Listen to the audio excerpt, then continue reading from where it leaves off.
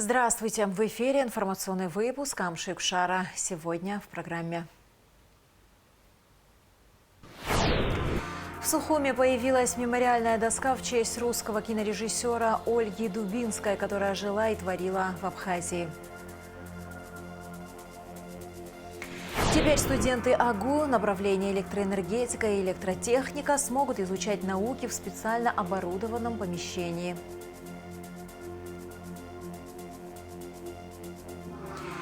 Марафон мастер-классов для школьников стартовал в Сухумской школе номер 2. Мероприятие направлено на популяризацию современных технологий среди молодежи. Планировавшаяся встреча в Будапеште Владимира Путина и Дональда Трампа не состоится. Президент США отменил встречу с российским президентом Владимиром Путиным, которую сам анонсировал на минувшей неделе. Он объявил об этом практически одновременно с объявлением американским Минфином санкций против крупнейших российских нефтяных компаний Роснефти и Лукойла. Новые санкции США – попытка оказать давление на Россию и, конечно, наносят ущерб двусторонним отношениям, заявил Владимир Путин. При этом российский лидер подчеркнул, что новые санкции Запада существенно не скажутся на экономическом самочувствии страны. Энергетика России чувствует себя уверенно, хотя определенные потери будут, отметил президент. Что касается новых санкций, во-первых, ничего нового здесь нет.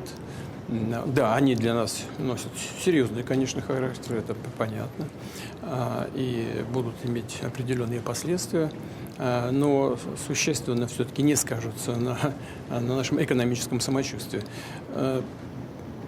В первую свою итерацию президентскую известно, что президент Трамп ввел тогда самое большое количество санкций, которые до тех пор вводились против Российской Федерации. Они на сегодняшний день имеют, конечно, два аспекта. И чисто политический, и экономический. Что касается политического, о чем здесь идет речь? Это, конечно, попытка оказать давление на Россию. Но ни одна уважающая себя страна и ни один уважающий себя народ никогда ничего не решает под давлением. И, безусловно, Россия имеет такую привилегию чувствовать себя, считать себя в этом списке уважающих себя стран и народов. Это первое. Второе – это чисто экономическая составляющая. Да, но и если говорить о политической части, то, конечно, это акт недружественный в отношении России, это очевидная вещь, и он не укрепляет российско-американские отношения, которые только-только начали восстанавливаться. Конечно, такими действиями администрация США наносит ущерб российско-американским отношениям. Владимир Путин также предупредил США о серьезном ответе России в случае ударов по ее территории американскими ракетами «Томагавк». Если таким оружием будут наносить удары по российской территории, ответ будет очень сильный, если не сказать ошеломляющий. Пусть они об этом подумают, предостерег российский лидер. Это попытка эскалации, но если таким оружием будут наноситься удары по российской территории, ответ будет очень серьезным.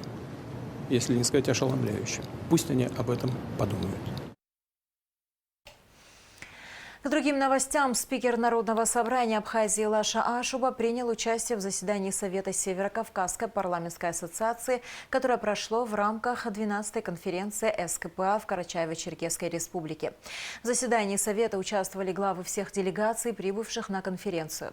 В ходе заседания Совета его участники обсудили опыт взаимодействия, обменялись мнениями по развитию межпарламентского сотрудничества. В соответствии с программой 12-й конференции состоялись заседания ее профильных комитетов, в которых приняли участие депутаты Дмитрий Маршани и Астамур Джопуа. Лаша Ашуба выступил на пленарном заседании конференции. На конференцию в Архыз приглашены все парламенты, входящие в состав Южно-Российской парламентской ассоциации. Делегация Абхазии, возглавляемая вице-премьером Вараздатом Минасяном, участвует в форуме гостеприимства в Красноярске. В рамках форума состоялась встреча со студентами из Абхазии, которые обучаются в Институте гастрономии Сибирского федерального университета. Ребята рассказали своим соотечественникам о мотивации к участию в конкурсе, обсудили сложности и преимущества обучения, подчеркнув высокий уровень подготовки и новые возможности для профессионального роста. Вараздат Минасян поблагодарил российскую сторону за образовательные возможности и пообещал студентам поддержку правительства Абхазии. Важнейшим событием в культурной жизни республики назвал министр иностранных дел Олег Барцыц проведение международного конкурса лаборатории Алисы Гицба «Музыка. Диалог без границ и расстояний». В Абхазской государственной филармонии прошел гала-концерт и церемония награждения победителей. Гран-при конкурса и первую премию в номинации «Искусство аккомпанемента» взял пианист Александр Широков. В номинации «Оперное пение» первой премии удостоены Екатерина Мишина и Артем Попов. В номинации «Камерное пение» Юлия Герасимова и Надежда Самара. В стенах Абхазской государственной филармонии гала-концертом завершается музыкальный конкурс. Конкурс «Лаборатория» народной артистки Абхазии, заслуженной артистки Российской Федерации Алисы Гицба. Алиса Шалвовна, расскажите, пожалуйста, чем богат в этом году конкурс, сколько у нас победителей? В этом году состоялся 4-й наш конкурс. Он, конечно, богат на события, естественно. Мы получили вторично поддержку президентского фонда культурных инициатив, что немаловажно для такого масштабного проекта. У нас существует постоянная поддержка правительства Абхазии. В этом году еще присоединился МИД, Министерство иностранных дел Абхазии, и лично Олег Мсасович Барцыц, который и на пресс-конференции в Москве в ТАССе участвовал и помог нам с участницей из Никарагуа. Вот привезли, взяли, поселили ее. Она участвовала на общих основаниях со всеми остальными конкурсантами в конкурсе и стала лауреатом второй премии. Конечно, это очень важное событие, потому что между Никарагуа и Абхазией существует культура, культурная дружба, культурный мост. Вот, поэтому я считаю, что это очень важное событие, выдающееся просто по своей значимости. У нас появилось 3 номинации. Это оперное пение, камерное пение и искусство аккомпанемента. И в каждой номинации по 3 места, которые мы разделили между собой. И одна неделимая премия Гран-при, которую мы вручили не певцу, а пианисту, замечательному пианисту Александру Широкову. Но это само по себе тоже является очень важным и значимым событием в нашей лаборатории, потому что мы делаем акцент на слово «музыкальное». Не оперное, не вокальное, а именно музыкальное. Поэтому обладателем Гран-при может быть не обязательно певец. В столице Абхазии, в Сухуми и в Москве. Что в рамках этого конкурса в течение нескольких дней проходило? Да, у нас состоялось прослушивание 2-го тура. Первый тур состоялся по видеоотбору. Прослушивание 2-го тура в течение 5 дней проходило в прямом эфире и, значит, живьем в концертном зале имени Ирины Архиповой. И вот параллельно вместе с прослушиванием проходили еще очень интересные мастер-классы. Всего мастер-классов у нас вот за эти оба тура, 2-й и 3-й, более 10 мастер-классов, причем в разных совершенно областях, плоскостях. Это и мастер-классы, касающиеся вокального смычка. Елена Ревич замечательный мастер-класс провела. Мастер-класс Рафаэля Паласиоса, мексиканского габаиста-барочника. Что такое барокко? Это был 3-часовой мастер-класс. Первый час он был посвящен полностью теории эпохи барокко, как ее исполнять, в чем отличие от других эпох. И 2 остальных часа он посвятил практическим занятиям с нашими ребятами, конкурсантами. Поэтому я считаю, что так как мы развиваемся, будет еще 5-й юбилейный конкурс, и будем его ждать. Новые события. Спасибо большое, Алиса Шалвовна. Спасибо.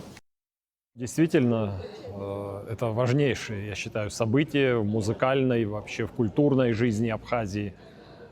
Подобного уровня, подобного рода культурные события, они должны стать, я уверен, значимыми, очень такими показательными ивентами в жизни нашей страны, в жизни дружественных нам стран, таких как Россия.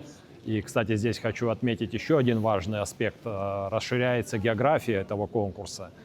Алиса Шалвовна Гицба придумав этот конкурс и начав его воплощать, она, по сути, стала послом доброй воли, послом искусства, высокого искусства, оперного искусства Абхазии во многих странах мира.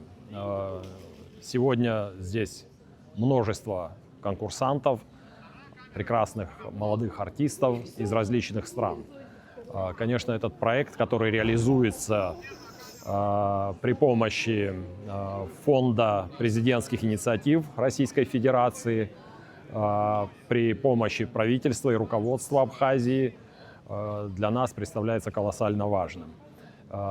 Мягкая сила, как известно, ее эффект, ее воздействие зачастую превосходят результаты и достижения политиков и дипломатов. Это очень важное направление работы.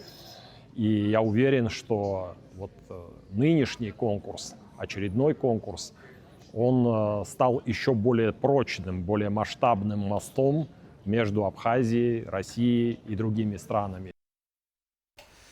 После гала-концерта нам удалось пообщаться с членом жюри, художественным руководителем и главным дирижером Евгением Хохловым. Музыкант поделился впечатлениями от конкурса. Сейчас отгремели аплодисменты финальные, гала-концерт такой получился немножко необычный. Как обычно, мы всегда здесь были оперные певцы, а сегодня камерное творчество тоже. Мне кажется, это очень здорово. Но вообще не верится, что все закончилось. Такой масштабный конкурс, такой трудный путь для участников, такая конкуренция, такие какие-то разочарования, а где-то наоборот такой успех неожиданный, может быть, для самих участников даже.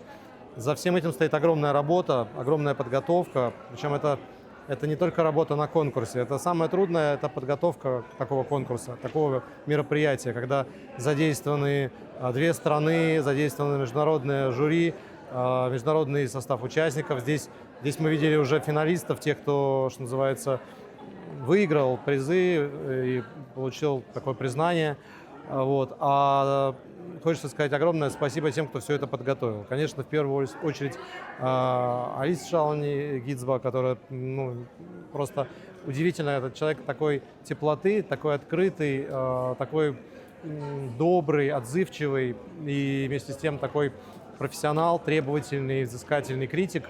И она как-то смогла так здорово, как-то, я не знаю, как-то по-матерински всех объединить и сделать вот такую атмосферу конкурса, какой-то очень светлый, радостный. И вот этот гала-концерт, который сейчас был, он тому подтверждение. И особенно мне хочется подчеркнуть, что конкурс заметен, любим, и его поддерживают очень серьезные игроки, если так можно сказать. То есть, конечно, когда на уровне президента Абхазии поддерживается конкурс, на уровне фонда культурных инициатив при президенте Российской Федерации, о чем говорить, это высочайший уровень доверия, и я думаю, что с такой поддержкой у конкурса есть все перспективы для роста.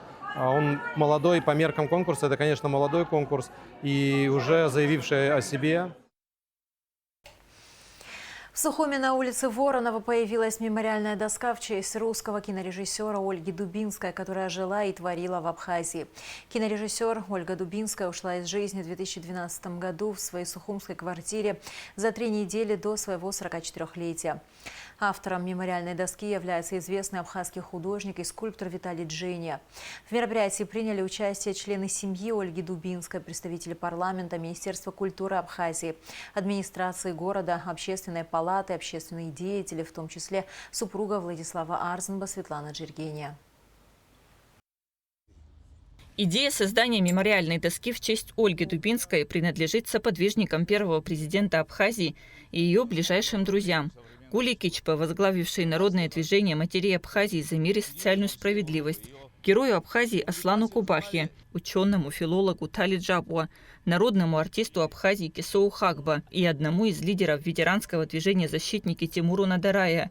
Их поддержало городское собрание и мэр города Сухум Тимур Агрба, автор барельефа, скульптор Виталий Джения.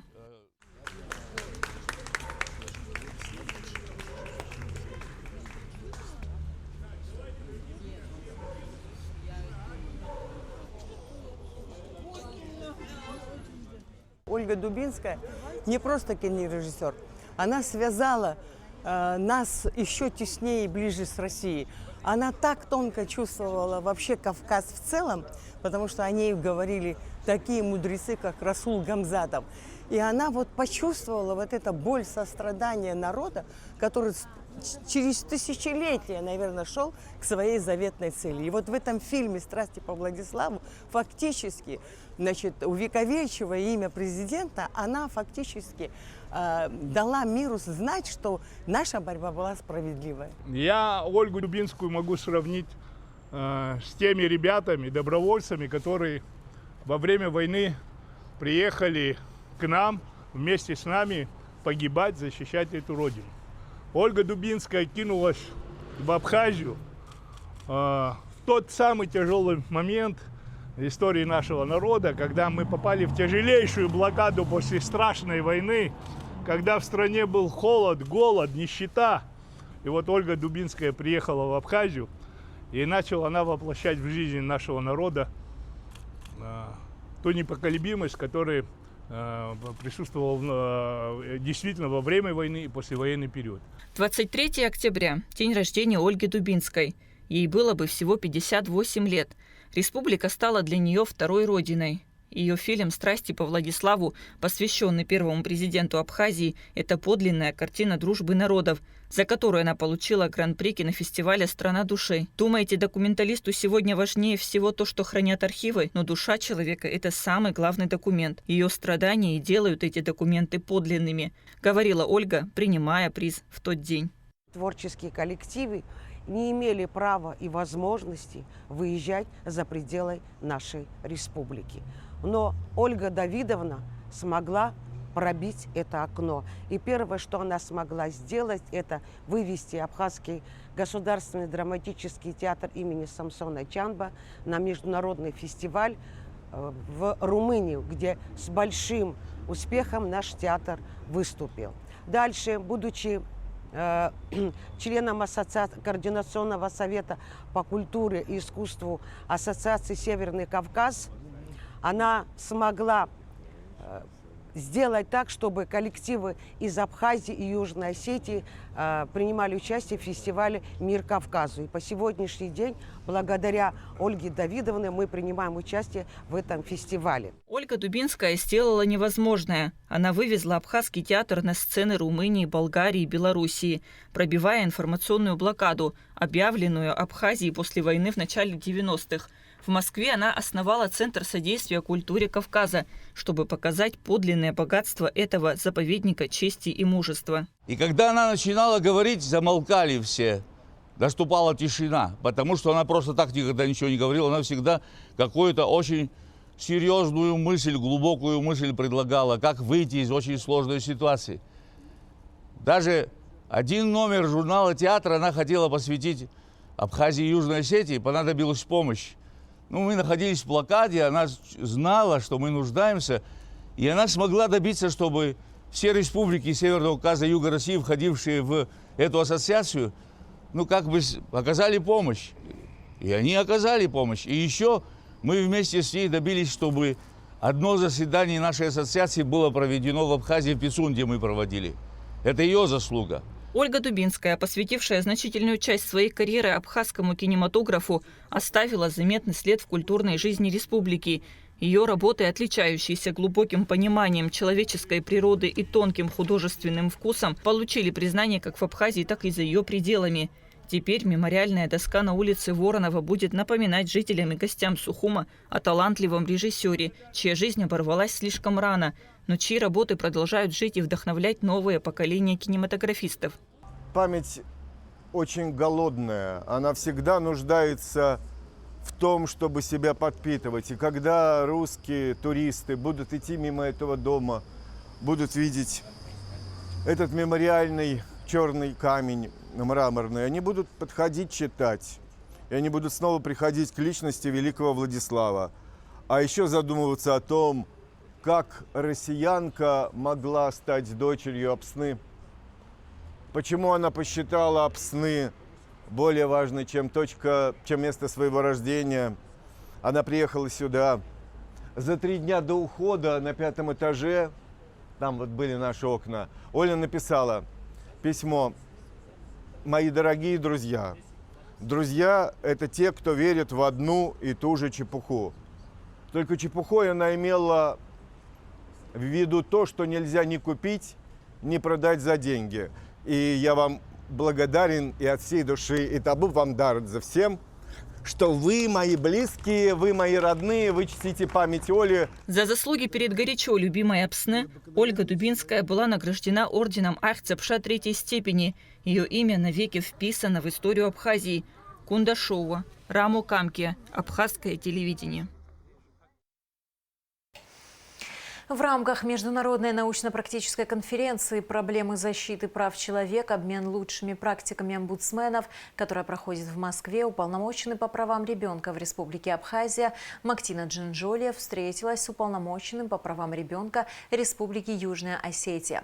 Участники обсудили перспективы сотрудничества, подчеркнув важность совместной работы по защите прав несовершеннолетних. Также в работе конференции участвовали уполномоченный по правам человека в Республике Абхазия Анас Кишмария и сотрудники аппарата. Абхазия впервые представила экономику республики на деловой площадке Ирана. 20-21 октября в Тегеране проходило 22-е заседание Международного совета делового сотрудничества торгово-промышленных палат стран Прикаспийского региона «Деловой Каспий». Этот форум стал историческим для Абхазии. В ходе состоявшихся встреч с руководством палаты торговли, промышленности, недр и сельского хозяйства Тегерана и совместной Ирано-Российской торговой палаты обсуждались конкретные пути развития торгово-экономического сотрудничества. Иранская сторона проявила значительный интерес к налаживанию партнерских отношений и предложила сотрудничество по широкому спектру экспортных позиций, что создает прочную основу для будущего роста товарооборота между двумя странами. Модернизация сетей на ВЛ-35 Моква позволит существенно повысить надежность электроснабжения в Очимчирском районе. Зам главного инженера по высоковольтным сетям РУП Черноморэнерго Мизан Зарандия заявил, что работы по замене провода, стартовавшие 15 октября, приведут к значительному снижению количества аварийных отключений и улучшению качества электроэнергии. Планируется, что работы будут завершены в течение месяца. Находимся на линии 35 киловольт Моква, высоковольтная линия, которая находится в очень плохом состоянии. Мы ведем работы по замене провода на этой линии. Работы начаты 15 числа, будут проводиться месяц. В течение месяца при хороших погодных условиях мы закончим замену проводов на этой линии. Это улучшит электроснабжение питающих от этих подстанций. Это две подстанции. Подстанция Моква и подстанция Кочара, которая питает большое количество сел Очимчирского района. Хочу обратиться к гражданам, чтобы отнеслись с пониманием. Это вынужденная мера. Мы заменяем провод, чтобы улучшить электроснабжение наших абонентов. На Сухумском железнодорожном вокзале осуществляется комплекс ремонтно-восстановительных мероприятий, направленных на модернизацию и улучшение его инфраструктуры. В частности, завершен капитальный ремонт нескольких служебных помещений. Параллельно продолжается реконструкция помещения милиции, завершение которой планируется в ближайшее время. На агроинженерном факультете АГУ открылась аудитория «Энергетик будущего». Теперь студенты направлений электроэнергетика и электротехника смогут изучать науки в специально оборудованном помещении. Такое знаковое событие в университете состоялось благодаря депутату парламента Резу Зантария. Подробности в материале Налы Чинжерия. Новое, удобное для учебы пространство. Аудитория, где даже стены пропитаны наукой и уже сами по себе являются носителями знаний. Теперь студенты агроинженерного факультета имеют возможность с головой окунуться в историю энергетики. Открылась аудитория «Энергетик будущего». Энергетика сегодня ключевое направление во всех отношениях. Если даже посмотреть с политической точки зрения, в значительной степени наш суверенитет и наша независимость зависит от энергетической независимости. И поэтому все, что связано с энергетикой, имеет ключевое значение в жизни нашей страны. Это экономика, это и политика, это и идеология, если хотите. Поэтому, чтобы решать эти вопросы, отвечать на эти вызовы, нам необходимо в первую очередь иметь тех специалистов, которые способны решать эти задачи. Открытие аудитории – это не просто знаковое событие для студентов и лекторов, но еще и один шаг в будущее. Кабинет позволяет обучать, используя современные возможности, в том числе дистанционно. Онлайн-лекции смогут проводить ведущие специалисты Московского энергетического института. Открытие такой важной для страны аудитории состоялось благодаря инициативе предприятия Сухумгэс во главе с депутатом Народного собрания Резо Зантария. Когда мы говорим о профессии, естественно, ее надо любить. Но и профессия должна содержать дом, семью, экономику так называемую. Ее тоже нужно создавать. И это очень тяжело вот в наших профессиональных в энергетике, когда все это может не совпадать. И вам нужно ввести такие знания, такие умения, чтобы вы были востребованы на нашей Родине, а Родина должна сделать, чтобы вы были востребованы, именно ваши таланты, ваши способности мы смогли реализовать. Вот эта идея сегодня, которая сидит во мне, и я готов в нее вложиться именно административно, именно физико-физиологически, для того, чтобы вы, все специалисты, которые выходите, мы смогли вам отдать все знания, которые у нас накопилось. Усилиями Резо Зантария в некоторых школах уже введены в работу кабинеты юного энергетика. А теперь энергетик будущего реализуется и в АГУ. Выступая перед студентами, Резо Зантария отметил, что новое поколение должно использовать все возможности, чтобы быть востребованными в профессии. Мы говорим, у нас нет специалистов, надо пригласить с другой страны. И меня это очень сильно всегда задевало. Я говорю, как это так, нету специалистов? Где они, наши, те студенты, где та молодежь, которая должна мотивированно работать и с интересом, и создавать конкуренцию другим тем людям, которые сюда хотят приехать, и как бы сказать, я специалист, возьмите меня. Я загорелся этой идеей, и один из первых шагов – это создание классов юной энергетика, еще воспитание той самой молодежи детской еще в школе. Ну и пришла очередь сюда, и здесь, в университете уже, где те, кто определился с профессией юная энергетика уже, чтобы из вас сделать хороших, толковых энергетиков, чтобы вы имели интерес к этой отрасли. Агроинженерный факультет готовит специалистов по 4 основным направлениям, которые включают в себя 5 профилей. Подготовка специалистов по направлению электротехника и электроэнергетика ведется с 2000 года. И за это время подготовлено 1800 специалистов по разным направлениям. Я надеюсь, обучаясь вот в этой аудитории красивой, у вас будут рождаться оригинальные идеи, которые впоследствии будут воплощены и помогут решить те глобальные проблемы, которые есть у нас сегодня в отрасли энергетики. Меня, честно говоря, переполняют эмоции, добрые, хорошие. Видеть такую аудиторию в свое студенческое время я даже мечтать не мог. А вам эта удача улыбнулась. Я обращаюсь сейчас к нашим студентам. Благодаря нашим партнерам, нашим коллегам, огромное вам спасибо. Когда я пришел к Резо Платоновичу со своими проблемами, он выслушал меня и спрашивает, что я могу для вас сделать. Поверьте, это очень редко, когда человек предлагает свою помощь и, более того, реализовывает ее за счет своих сил, за счет своих средств, за счет своего времени. Теперь изучать двигатели постоянного тока или же виды и погрешности измерения станет еще доступнее. Ведь учиться в такой современной аудитории для студентов весьма полезно. Энергетик Резо Зантария провел первую лекцию на тему «Источники электромагнитных воздействий». И эта встреча со студентами не последняя. Впереди еще много занятий с ведущими специалистами отрасли. Нала Чхинджирия, Алексей Агухава, Абхазское телевидение. Марафон мастер-классов «Мобильный технопарк» для школьников стартовал в Сухумской школе номер 2 имени Пушкина.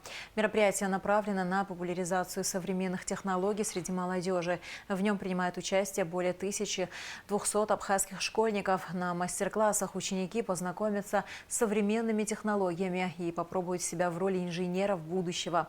Организаторы мероприятия – Россотрудничество в Абхазии, детский технопарк «Ванториум» при поддержке Министерства просвещения Абхазии. Образовательный техномарафон охватывает 5 городов – Гагру, Гудауту, Сухуму, Чимчиру и Гал. В участии принимают школьники с 5 по 11 классы. Аэлита Арутюнян расскажет подробнее. Вот, собачки у вас очень гостеприимные, наша тоже, она вам непременно помашет.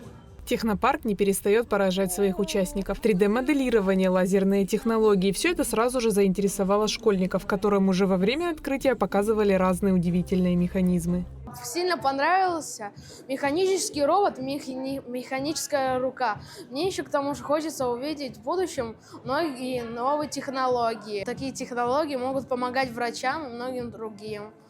Я испытала шок, потому что я вживую никогда в жизни не видела такого. Если у меня появится возможность, я еще буду приходить на такие мероприятия. Юлия Фукина, директор детского технопарка «Кванториум», рассказала, что были привезены исключительно технологические программы, то есть 8 технологических направлений. Среди них виртуальная реальность, космические технологии, программирование, нейротехнологии, робототехника. Мы сегодня дадим возможность им руками потрогать это все, попытаться самим собрать, используя определенные устройства, станки и программы, чтобы вот это все мы привезли с собой в мобильные лаборатории на базе автомобиля КАМАЗ. Это огромное количество оборудования, которое сегодня вашим ребятам мы продемонстрируем и дадим возможность его использовать.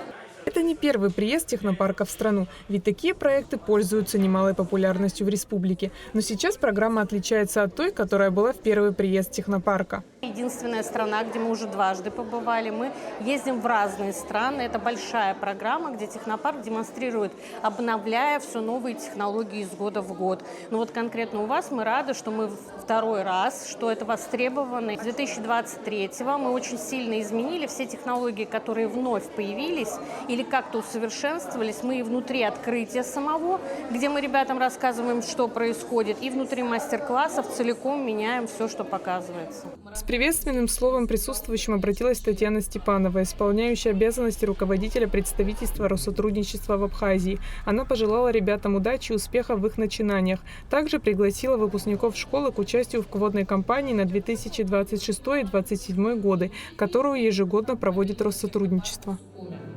Отрадно, что технопарк масштабируется в Абхазии. Так, в 2023 году образовательные мастер-классы прошли в Сухуме, Гагре и Гале. В этом году к марафону присоединились Гудаута и Ачамчира, где примут участие более 1200 детей. Это прекрасная возможность для ребят прикоснуться к миру инноваций, высоких технологий и получить ценные знания, которые, мы уверены, станут фундаментом для будущих успехов.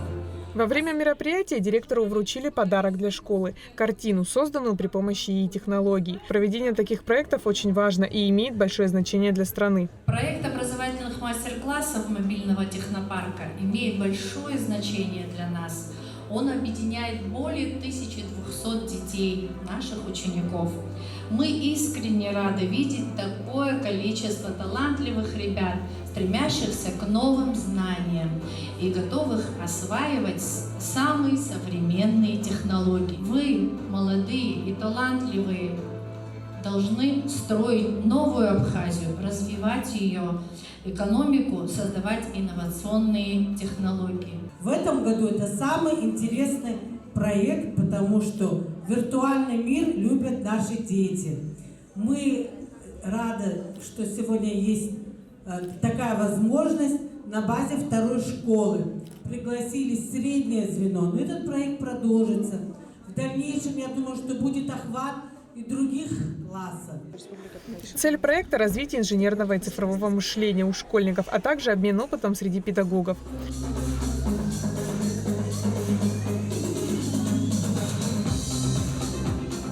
Аэлита Арутюнян, Аляса Мичба, Абхазское телевидение. С 26 по 31 октября в 5 районах Абхазии пройдут мастер-классы и консультации для семей с детьми с ограниченными возможностями здоровья в рамках международной волонтерской программы «Миссия Добро». Организаторы Россотрудничества совместно с ассоциацией Добро.рф при поддержке Минздрава Абхазии, уполномоченного по правам ребенка Республики Абхазия. И в завершении выпуска о погоде. В пятницу 24 октября в Абхазии ожидается облачная погода, временами кратковременные осадки. Температура воздуха ночью 8-13, днем 19-24 градуса. Температура морской воды 18 градусов.